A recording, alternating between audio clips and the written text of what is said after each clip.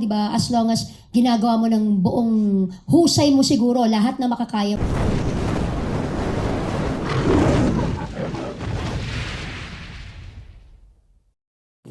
Good afternoon mga kapamilya! Ako po si MJ Felipe and welcome to this grand welcome to Star Magic para sa isang hindi lang to basta-basta actress. You know, this lady is the primera kontrabida.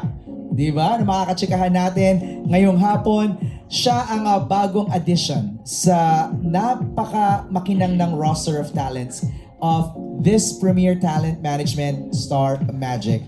And before we bring her in, I'd like to thank our friends from the press na nandito ngayon kasama natin. And of course, yung mga nanonood sa atin ngayon via live stream sa Star Magic and ABS-CBN Entertainment Facebook and YouTube channel.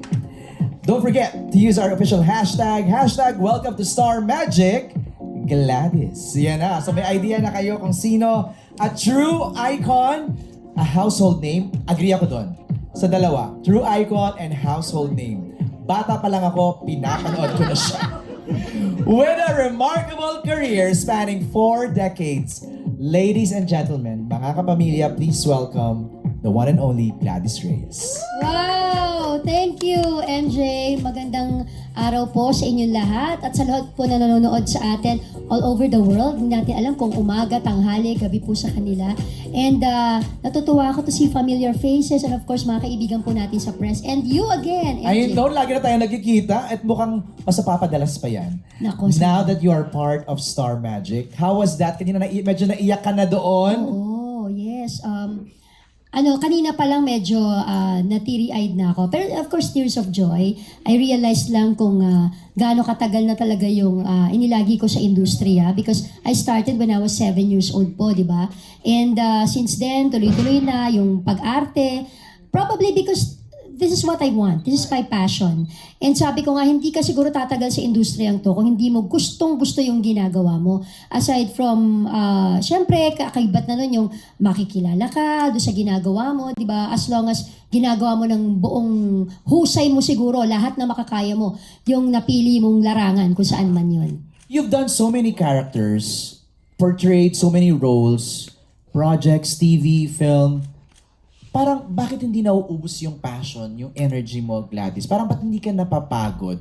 Gaya ng nasabi natin ba, 4 decades. I'm always excited. No, every time I have a project, excited ako lagi na ano bang atake ko dito. Kahit sabihin mo na most of my roles were kontrabida roles, pero yung sa akin, mas na-challenge ako dun eh. Paano ko ba iibahin to? Tama. Paano yung approach ko dito? Paano ako magka-characterize dito? So, yung sa akin, lalong yung passion, lalong nandun. Habang tumatagal yata, siguro as I age, lalong tumitindi yung passion na ang dami ko pang gustong gawin. Pero, ano yung nararamdaman mo pag tinatawag ka ng icon or primera kontrabida? I'm sure when you were starting, wala sa isip mo yun, di ba? Parang laro-laro lang, I wanna try this and do that. Pero ngayon, pag tinatawag nila sa'yo, namin, ikaw, na icon, ano yung parang nararamdaman? Parang, uy, ano ba? May mga ganon-ganon ka ba? Eh, di, syempre, nagpapasalamat ako. Yes, nagpapasalamat. Pero yung minsan yung natatawa ako, di ba? Yung parang kaakibat nun yung nakakatanda yan. Parang pagpapakita lang na pagka-icon or veteran, di ba? Kasi ang tagal-tagal mo na sa industriyan to. Kaya lagi ko naman sinasabi, uy, matagal na pero 7 years old naman ako nag-start, no? So, pero nakakakilig at masarap sa pakiramdam. Lalo na po yung na-appreciate yung work mo. And sabi ko nga na until now, di ba, nakakaganap pa rin ako ng mga challenging roles at nabibigyan pa rin ako ng importansya. So, malaking bagay talaga sa akin yun. No, ako I think, friend, you deserve it. You deserve it. You earned our respect. Oo, hindi siya yung parang binato lang sa'yo, tapos somebody just called you this and that. Hindi. You earned that respect sa loob ng 4 na dekada. Thank you. And naiyak ako. Hindi, naiyak ako kasi syempre, ang dami-dami po namin, di ba, sa industriyang to, ang dami-dami po namin artista, actress man yan, performers. Pero kaya nga nakakaiyak yung respeto at pagpapahalaga, di ba? Kapag ka naramdaman mo yun, after all these years, nararamdaman mo pa rin yun. ibang klase po talaga sa pakiramdam. At salamat sa Diyos at salamat sa mga taong patuloy na nagpapahalaga. Deserve. On that note, pamano? Charot. Ay, ka ba? Ano ba yan? Congratulations, Gladys. Pero ito na, sige na, simulan na natin ang Q&A. We have questions here from our friends from the press habang nagpupunas ng ano. Meron ba kayong tissue dyan? Abutan naman Mama natin Ray. ng tissue si Gladys. Okay, first question is from Mikey Viñas. Right here in front, naka-black. Hi! Ay, Si Mikey. parang kayo na medyo habi kayo ni Dennis Trillo. Ay, Diba? Stop Cutie. the live stream. Cutie! May gana. Yes, Tess, ipasok mo na ang tissue. Sige na, magpakita ka na. Sorry, oo. Our Ate friend Tess? from Of Wensha. course. Charot. Ano? Charot lang. Charot lang. Alo! Si Ate Tess, Time kasi kanina kayo. ang daming natutunan ni Christoph sa kanya. Lagi, oo, sa kanilang parang workshop, di ba ate? Oh my God, may aircon na. Edit nyo. Wait, pero ang sarap lang pakinggan na pagsama na kayo ni Christoph in Star Yes, Magic. opo. Yes, kaya nga eh. Answered prayer also. Answered prayer. Sabi ni Mikey, ang question niya is, many veteran actresses choose to go freelance. What made you decide to sign with Star Magic? Well, for the longest time, even though I'm with Nailon Solis for 3 decades na po, freelance din talaga ako. If you'll notice, ang mga nagawa kong serye, not just with GMA, also with TV5, di ba? And may nagawa rin akong talk show sa Net25. So freelance ako ay katrabaho nilang lahat.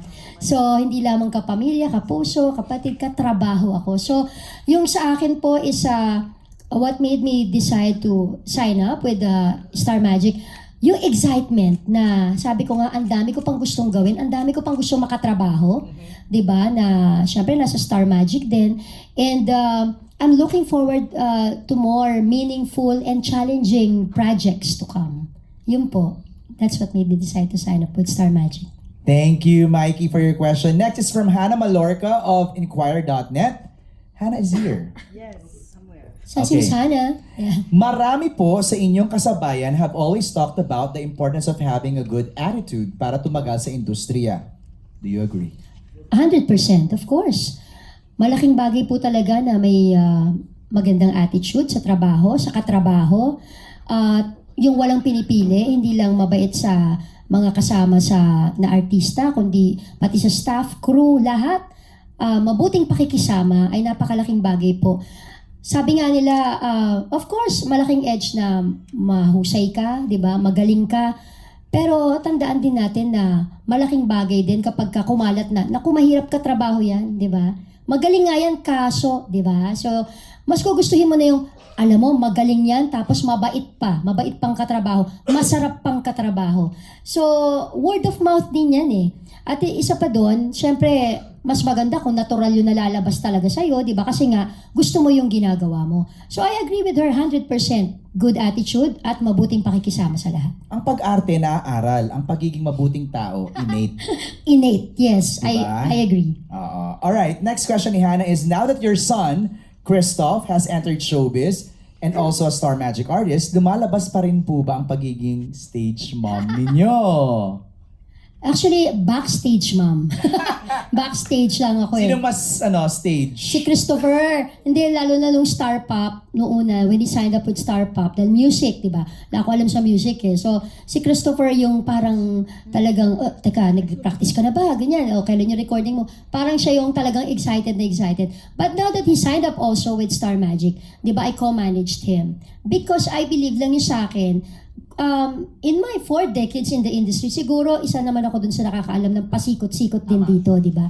So, anak ko naman yun. So, syempre, hanggat maaari naman na maiiwas na natin dun sa mga naging pagkakamali noon, di ba? At mas ma-guide din siya. Ayun, mas ma-assist siya, hindi lamang bilang magulang as a co-manager as well. And natutuwa ako with Star Magic kasi aligned kami ng vision. Pati yung priority niya, yung kanyang pag-aaral, 3rd year sa UP Diliman. And aside from that, yung kanyang musicality ay lalong ma-enhance. Pareho kami ng vision. Kaya siguro, ganun na lang din kami kaagad na napao sa Star Magic. Ma-promote ko lang, nag-guest po si Gladys at si Christoph sa RUG, yung Yes. aking pong vlog show sa The Filipino Channel sa TFC. Panoorin nyo, makita nyo yung Sa mga dynamics hindi pa nila. nakanood yes, please. Still, Diba? yes. The mom and son dynamics. Okay, thank you, Hannah, for your question. Ang next is from Jason Laluna of Certified Kapamilya. Jason, mag-hi ka daw. Hi, Gladys. Jason! Ayun! Hello. Was Christoph part of the reason why you signed with Star Magic? May nakahanda na bang projects of you together para sa inyong Well, actually, parang, yes, I would say na advantage din, di ba, na kasi nasa Star Magic si Christoph. So, maganda kasi nung napag-usapan namin to ni Direk Lauren sa meeting, parang okay, parang biglang, di ba, kami mag-ina, di ba, napakagandang isipin na ma-belong sa isang management. Maganda yon kasi, kumbaga, yung pag-uusap ninyo, di ba, direkta na, ganyan.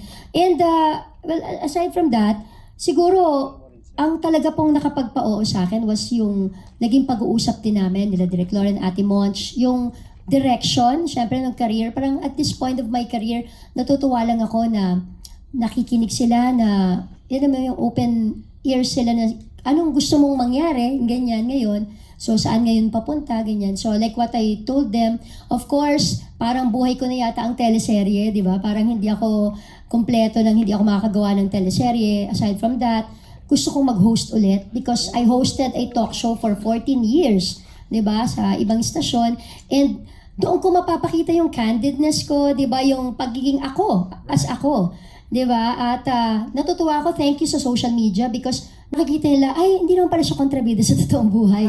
So marami nang nakakita ko ano talaga ako. Alam ni Kuya Irvin niya, mahilig mag-videoke, maingay, full of energy. So that's me. I want to show that sa either a talk show, variety, I don't know, di ba? So, sabi ko nga, parang gusto ko rin yung game show. Parang ganyan. So, alam mo yon, yung iba, ang dami kong gustong gawin pa in my career. Kaya siguro yun po, yung isa sa nakapagpao sa akin, aside from Christoph. Manifesting lahat ng mga gusto mong gawin in the next chapters of your career. Oh, speaking of Irvin, ito na yung question ni Irvin. Hi, Kuya Irvin. From Inquirer and Bandera, Miss Yes. G! Sa dami na ng projects na nagawa mo at nakasamang big stars, may dream collab ka pa ba in mind? Tuloy pa ba yung naisip mong project with Juday and Claudine? Okay. Sa Dream Collab, isa rin siguro sa naisip ko kaya I signed up with Star Magic because I want to work also with Jody Santa Maria. Jody, parang ang sarap niyang apihin eh. Di ba? Di ba? Kasi parang bait-bait ni Jody. Tsaka magkakilala din talaga kami ni Jody dahil syempre magkasama sila way back ni Christopher noon sa tabing ilog. Ano? So, mga 90s din kami. So, I want to work with Jody Santa Maria, with Jericho Rosales as well. Di ko pa siya nakakatrabaho. Si Piolo kasi book to pa yata ng Mara Clara nung nakatrabaho ko. So, syempre nung nakita kami dun sa Star Awards, parang we were talking, sana magkatrabaho tayo, no? O sige, ano gusto mo? Sabi ko pa nga, siguro comedy. Sabi niya, hindi, gusto ko drama, sabi niya. So, sana, manifesting also, we can work together here. And Kim Chu, I wanna work with Kim also. Kasi sa Showtime lang kami nagkakasama, ang bait-bait din ni Kim sa akin, and I'm sure mag-i-enjoy kami together kapag nagkasama kami. And Catherine as well, because si Julia Montes, trabaho ko siya before, yung mga Once Upon a Time. But I would love to work with Julia also, Julia Montes again. And of course, Catherine Bernardo. Sa mga, syempre, Inay Maria, di ba? Marisol Soriano again. Dahil yung huling work pa namin is Minsan Lamang Magmamahal movie with Direk Joey Reyes. Parang feel ko yung gusto kong magpupuksaan kami, sasampalin niya ako, pero sasampalin ko rin siya. Di ba? Back to back sampalan, no? Kasi ano naman ang inay, di ba? Kilalang inay dyan, Inay Maria dyan. Of course, with Miss Sharon Conetas, ninang namin yan, si Ninang Shawi. Kasi I've never worked with Ate Sharon. Naging batang LT ako noon sa movie nila na Nakagapos na Puso, pero hindi ko pa siya nakatrabaho ever. Sa mga bagets, of course, nandiyan sila Donnie, di ba? Sila Belle. Ang dami eh. Kasi nga, dahil lagi ako usually nandun sa kabila, That's diba? right. Kaya, ang mga talagang mostly, mga doon ang nakakatrabaho ko at mga bata doon. Alam mo, habang nag-rundown ko ng mga pangalan, parang bumubuo ka na ng cast. Di ba? Parang nabivisualize na namin, like yung pagkasabi mo ng Jody Santa Maria, parang ang sarap ng panoorin ng Gladys and Jody Diba? in one frame. May kinalaman dyan yung next question mula kay Bix Almacen. Ano na, Bix? Kung pipili ka ng isang Star Magic artist para sa isang sampalan scene, sino siya at bakit? Ayun nga, siguro nasabi ko na, no? Jody. Pwede siguro si Jody. Kasi syempre, alam naman natin, napaka-husay na actress din ni Jody, di ba? Multi-awarded as well. At sa totoong buhay, ang bait-bait din, di ba? Kaya parang maano kang saktan kapag eksena. Pero syempre, kapag take na, wala nang Jody-Jody sa akin.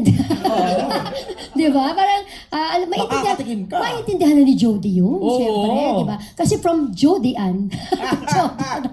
From Jody, syempre, of course, I'm blessed to have worked with this, the best of their generation, di ba?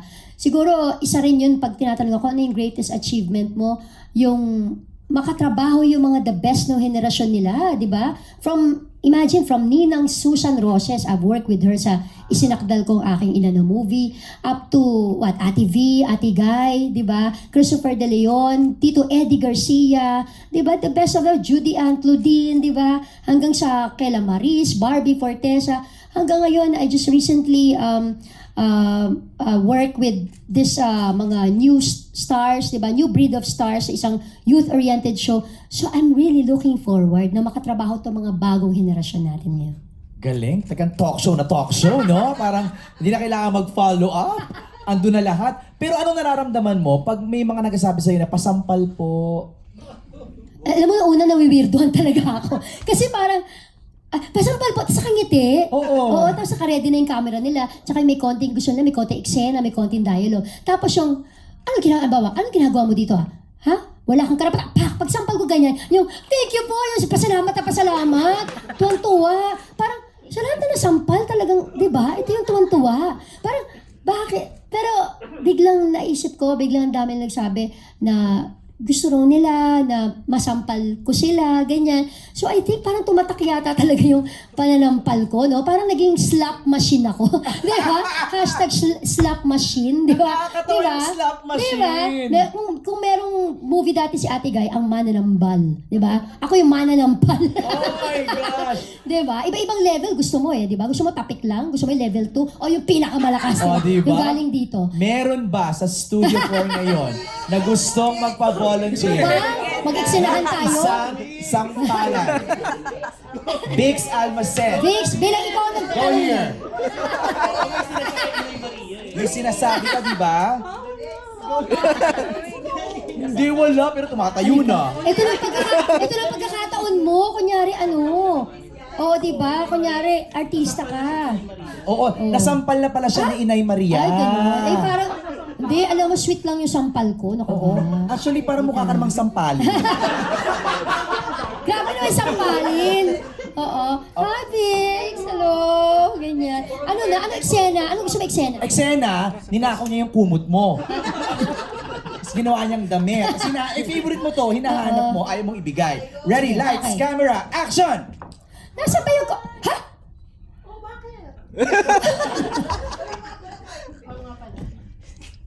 Nakita mo ba yung kumot ko? Ito, suot ko. Bakit? Aba, at talaga ang lakas ng loob mo, ha? O bakit? Ibagay sa akin eh. At sino nagsabi sa'yo yung bagay sa'yo? Ako, bakit? At ikaw lang talaga ang nagsabi, Yes. pinupuri mo yung sarili na bagay sa'yo? Oo, kasi taga-bota ko ng bangko. At bakit ganyan? Sumasagot-sagot ka sa akin? Wala kang Pero respeto nagtatanong sa ka akin? Sino nagsabi nito? Oo nga, nagtatanong ako nasa ng kumot ko. Oo, pero di ba hindi sinagot pwedeng... kita? Aba, sinagot-sagot mo ako. Hindi pwedeng ganitong pabaruban ang sagot mo sa akin. Naiintindihan mo? Bakit? Ano at bakit?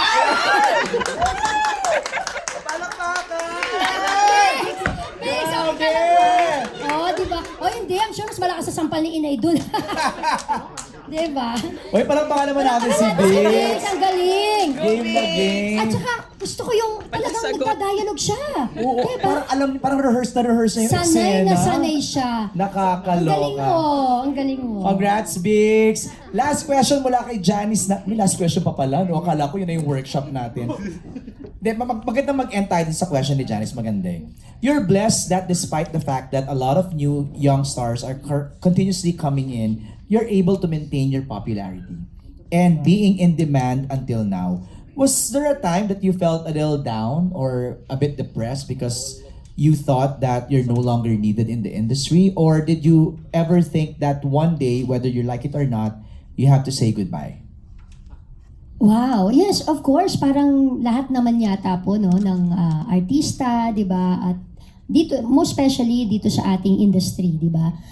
Sabi nga, people come and go. Kahit minsan, kahit gaano ka pa kagaling, di ba? Kahit kano po pa kagusto, pero darating at darating yung panahon na baka lalamlam na, di ba? At ikaw mismo ang unang-unang makakapansin nun. Doon sa unang question na, was there a time, ganyan, I'm so blessed na talagang work after work, ganyan. Siguro kung magpapahinga man, mga sandali lang, tapos biglang, ayun na naman, ano. So, kaya doon, lagi kong araw-araw pinagpapasalamat sa Panginoon yun dahil sabi ko nga po, hindi lang to trabaho para sa akin. This is my passion.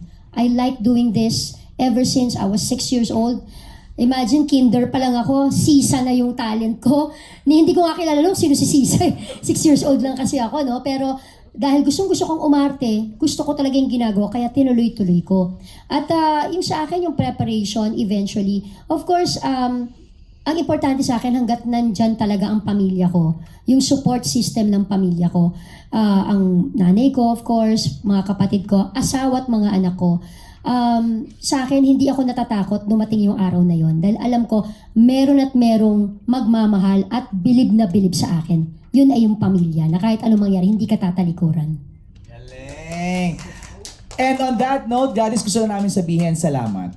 Thank you for being generous. Thank you for sharing with us your thoughts, your insights. Tapos, hindi mo pinagdamot sa amin yung moment with Bix. Alam mo yon, maraming salamat for always being game and candid. Your message to all your followers and fans who are now excited for the next coming chapter of your career with Star Magic. Yes. Una po sa lahat, maraming salamat. Star Magic, of course, Direk Lauren, Tita Cory Vidanes, of course, Ate Monch Novales, Sis Gidget, thank you. Nicole, thank you. And syempre, hindi ko pwedeng hindi rin pasalamatan ang aking naging manager for 3 long decades na Lolit Solis. Siya ang dahilan kaya ako tinatawag nilang Primera Kontrabida ngayon dahil siya ang nagsabi sa akin na, "Hoy, huwag mo na ipagpilitan yung mukha mo sa bida, no? Dahil hindi naman sweet yung mukha mo, no?" Sabi niya sa akin. After nung Mara Clara, kaya ako nagtuloy-tuloy magkontrabida. At kung hindi ko siya sinunod, baka hindi nga ako Primera Kontrabida, di ba? Baka hindi nga ako tumatak dito at sa tingin ko ay effective na, tingin ko yung mga tao, sa tingin nila realistic yung ginagawa ko. Maraming salamat, Nay Lolit. Of course, Kuya Gorgie Rula, thank you so much for always assisting me kahit na no mga time na, yun na nga, medyo mahina na si nanay. And syempre to my family, ang nanay ko, lagi yan, si Mama Zenny, ayan, nandyan. Tatanggap ako ng award o yung lahat na achievement ko sa buhay, present yan lagi, of course. Syempre ang aking asawa, Christopher, mga anak ko, Christoph, Akisha, Grant, Gavin, to my good friend, hindi lang siya hair and makeup stylist sa akin pero good friend ko, confidant, Mama Ray de la Cruz, of course. Thank you, Mama Ray, for always being there. And sa lahat ng mga patuloy po na sumuporta, of course, yung mga kaibigan syempre natin sa press, mula nung bata ako, yung iba, nakikita ko na sila noon Hanggang ngayon, nakikita ko sila sa press con, nandun ko baga, minsan hindi man sila nandun, sinusulat ka pa rin nila, alam mo yon, yung sinusuportahan ka pa rin nila sa lahat ng mga serye, sa lahat ng pelikulang ginagawa. And maraming salamat. At sa lahat po ng mga patuloy na sumusuporta, ayan, meron silang tinayo, parang sabi nila, may nagme-message lang sa akin sa mga social media, pwede po ba, kasi ito po, itatayo po namin yung fans club. Tatawa ako, di ba? Ito kasi nakakakilig. Anong tawag sa fans club mo? Gladiators. Di ba? Gladys kasi, so gladiators sila. Pero Glady. Mga palaban? Glady, di ba? Gladiators. Tsaka Gladys Natix, mga ganyan. Tapos, meron na rin si Christoph. So, thank you po, sa lahat ng sumusuporta. Bench, salamat, Bench. At, siguro, yung walang sawa talaga na sumusubaybay mula nung bata ako, may mga nagsasabi sa akin, alam mo, napanood pa kita nung sa Little Miss Philippines, ganyan. Alam mo, ganyan. Alam niyo yung career ko? Oo, mula nung 1984. Wow, maraming salamat. At saka salamat, buhay pa siya. Buhay pa sila. Di ba, buhay pa talaga sila. Kasi, parang, I think, yung mga nanonood sa amin noon sa Mara Clara, sila na ngayon yung mga professionals, di ba? Sila na yung mga may-ari ng kumpanya, ganyan. At salamat kasi sabi ko nga, I'm still here. I'm still busy. At currently, nagpapasalamat ako. Ito nga, yung may teleserye tayo, di ba? Meron tayong movies, ayan, sa Netflix. At meron pang film na musical. Ay, wag Hello. ka. Kakanta. Abangan po nila yan, The Heart of Music, ano? And sa lahat ng mga nagtitiwala po, producers, of course, na alam mo yung paulit-ulit nila akong kinukuha, natatouch talaga ako doon. Kaya naman, I promise you, hindi po ako magbabago ng pakikisama, ng pagmamahal ko doon sa craft ko, sa trabaho ko. Kasi gusto ko po ito at mahal ko po ang trabahong ito. Alright, palapakan natin, Gladys Reyes! Thank you so much, my love. Thank you. And again, welcome to Star Magic. Yay! And that ends our MediaCon with Gladys Reyes. Kita-kits ulit next time. Ako po si MJ Felipe. Enjoy the rest of